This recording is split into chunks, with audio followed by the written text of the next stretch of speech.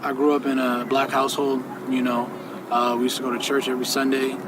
Started the Missionary Baptist Church, the church where, they got a hoot and holler for God and singing kinds of songs and people speaking in tongues. It was always a good time at church. We'd be there all day on a Sunday, but it was a good time. One summer, my mom put me on, she locked me down the whole summer. I couldn't leave the house. I was on punishment, And in doing that, stuck in the house, I didn't have much to do. So what I would do was I would watch all her old video cassettes. This is back when they had the VHS, the VCR player, you had to press rewind, all that old stuff. Anyways, I came across this movie, it's called Malcolm X. And I heard about Malcolm X, but in school, in public school especially, they don't teach you a lot about Malcolm. You hear a lot about Martin Luther King, all these other people, the more pacifist, activists and things like this. But I never really learned much about Malcolm X. So I remember looking at this video because I'm like, man, this is a lot of videos. It's 2 videos, man. It's a long movie. So anyways, I pop it in or whatever, and I watched it all the way through. I think it's about 2.5 hours maybe all the way through. And I remember at the end of that video, I was a little bit left in shock, because the whole concept behind Malcolm is that Malcolm,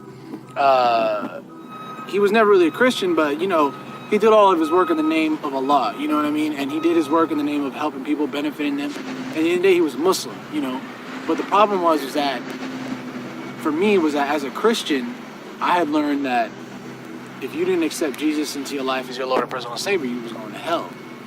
Well, I looked at Malcolm and I said, well, Malcolm believed in God. He believed in all these different, he believed in God. But he's going to go to hell because he didn't believe in Jesus the way I believe in Jesus? And to me at the time, that didn't make sense. You know what I mean? I didn't want to go to college. I knew I didn't want to go to college, but I knew I had to do something. I knew how to get out of here. I knew how to get out the city. So I ended up joining the Army. I joined the Army in 2008. Yeah, about 2 weeks after I graduated, I was in the Army. 2 weeks after I graduated from high school, I was in the Army. And the military was a very interesting experience because in the military, you're not paid to think for yourself. They do all the thinking for you. They tell you when and where to go. They tell you to do this, they tell you to do that. Everything is already planned out for you. One day I'm guarding this gate. I'm armed up with my weapon guarding this gate. And this truck approaches. And the truck approaches and it gets closer to the gate. And I'm telling the truck to stop. I'm saying stop, telling the truck to stop. The truck stops, the driver gets out and he starts walking towards the gate. Well, I tell him, I say, you have to stop. I'm yelling at him, stop. And the whole time he's coming at me, he has this smile on his face. So I'm thinking in my head, this man is crazy. This man is loony. He's out of his mind. I don't know what's wrong with him. Anyways, he continues to come closer and closer and closer. And by this time, I've pointed my weapon at him. I'm telling him I'm going to shoot and all this stuff. But something was telling me not to shoot. Something was telling me not to pull the trigger. So I didn't. And what happens is that he approaches me, and from his underarm, he produces his paperwork telling him that it was okay for him to get in the gate.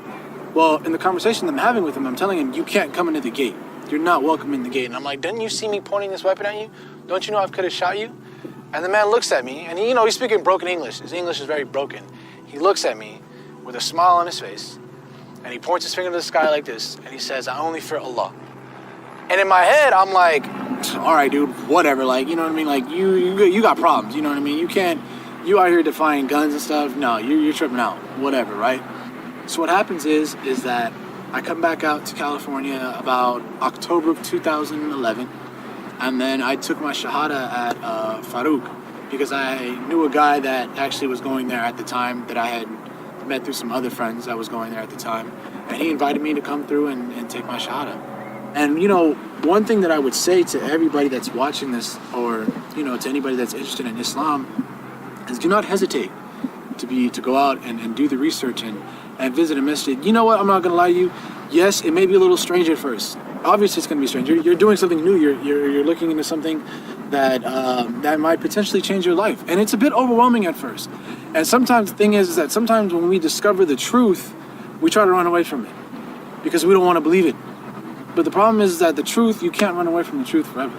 It's always going to be in the back of your mind. And sometimes when people discover Islam, they look at it and they say, no, this can't be true.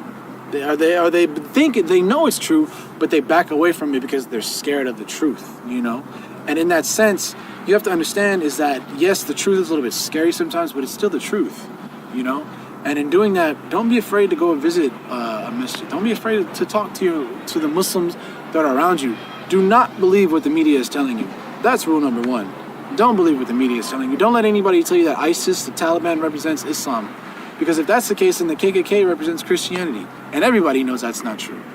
So don't let anybody tell you what Islam is until you go out and you do it for yourself. Research it for yourself.